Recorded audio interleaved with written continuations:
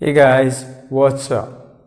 I'm back here and I'm back with another topic of biomolecule, and this is again very important. Though I have already done this very lecture in Hindi, and so this is going to be in English. So for those who wanted, this will be really helpful. So there's so many things coming up. One of the most important thing that you would be learning here is how a glycosidic bond is formed and what is the role of this bond in the formation of the sucrose, right?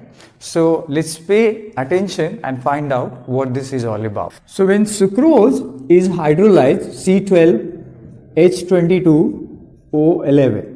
So what you have to do, you have to hydrolyze. What hydrolysis mean? Breaking down a substance in water in small amount of acid. This will result formation of alpha D glucose, and another monomer is beta D fructose. So beta D fructose,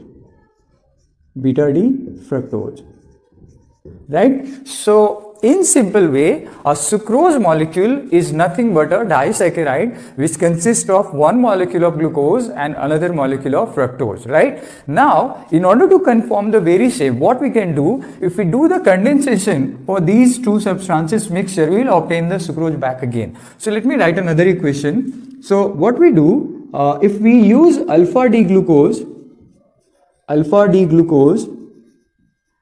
and beta D fructose, and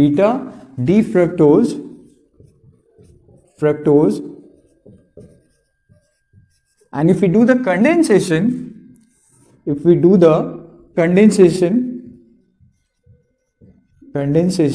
what is condensation? You do know, cooling down a substance and releasing water. So when we do the condensation, this will produce back again your sucrose. So C12, let me write the name itself. So sucrose will be produced. So these two reactions are enough to make you go that a disaccharide like sucrose is basically made up of alpha D glucose and beta D fructose. Now the question is how these two are bonded together, right? And what is that bond? How that bond is formed?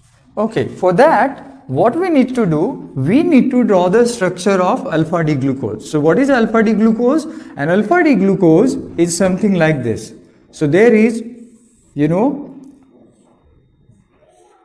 there is your glucose here, right?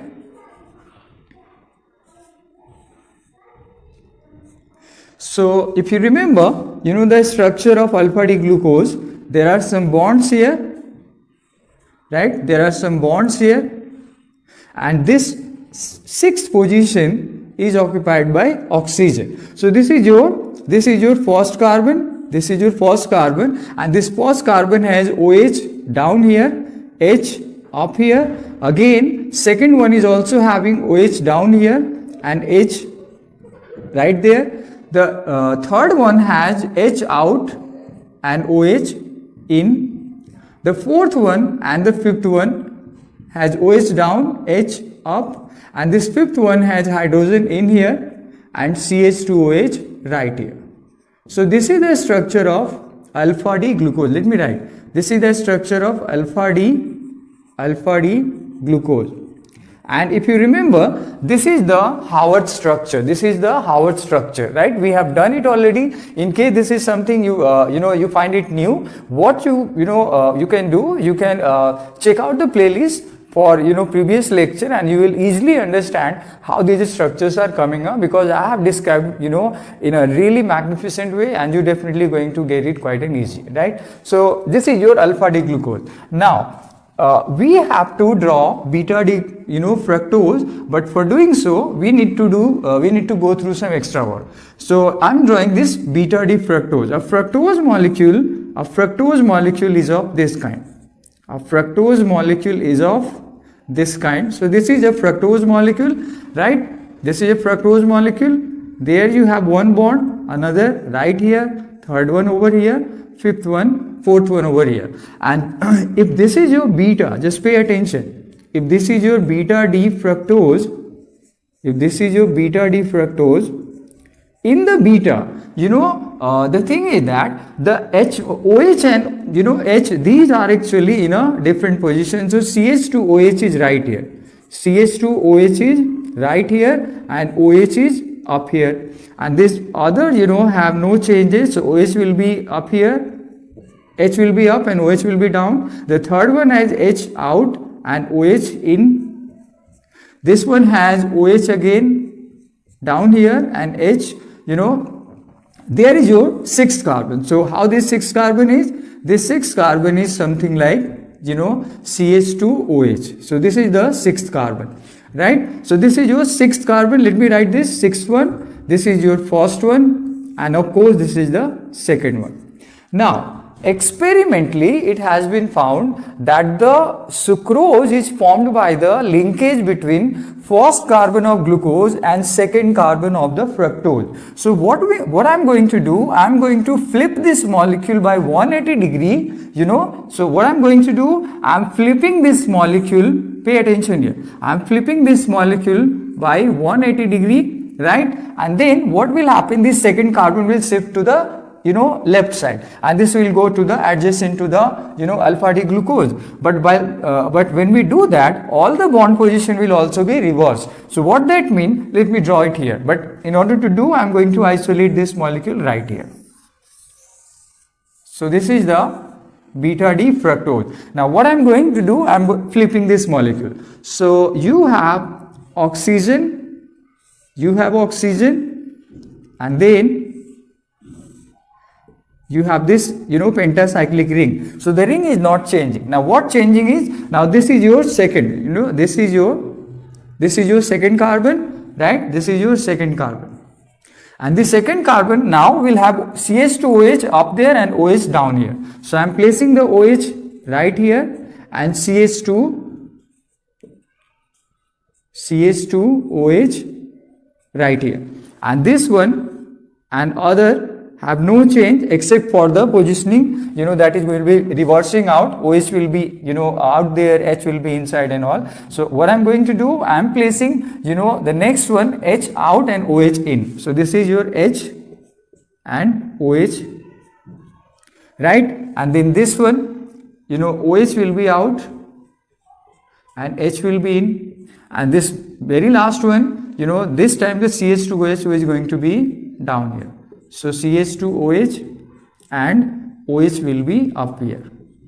So this is the structure we are getting when we flip this molecule by 180 degree. Now this is going to be quite an easy. So what we need to do, since OH from the fructose is highly basic, so this will settle with hydrogen of fructose. So this OH and H will come out in the form of water.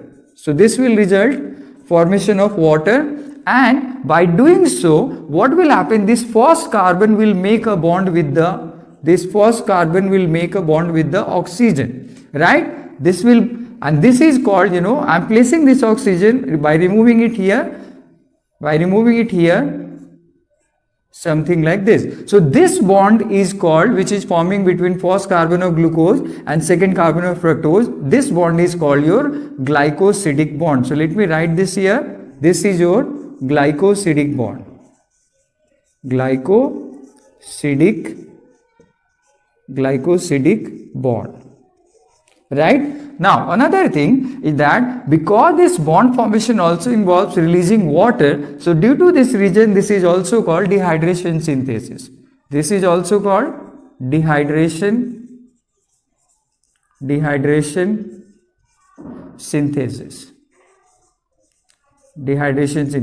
This is a term you might be already aware of that. In case you do not, this is going to be something repeating again in this very chapter, right? So why this is called dehydration synthesis? Because the bond formation between the first and second carbon of glucose and fructose involve releasing water. So this process is called dehydration synthesis, and the bond between first and second carbon of glucose and fructose, where an oxygen is linking between the two of the monosaccharide, this bond is called glycosidic bond. So this is how these two molecules combine together and it results formation of the sucrose molecule, right? So this is, you know, something I wanted to make you go in this very lecture. You know, in the next lecture, what I will do, I will explain you whether this sucrose is reducing or not. Although you do know that a sucrose is non-reducing, another question is why it's not reducing. So I will make that happen in the next lecture. But till then, I will say thanks for watching, repeat it, get it, and in case you have problem, do let me know with your comment. And I request one thing, you know, in case you like what I just, you know, help you out there,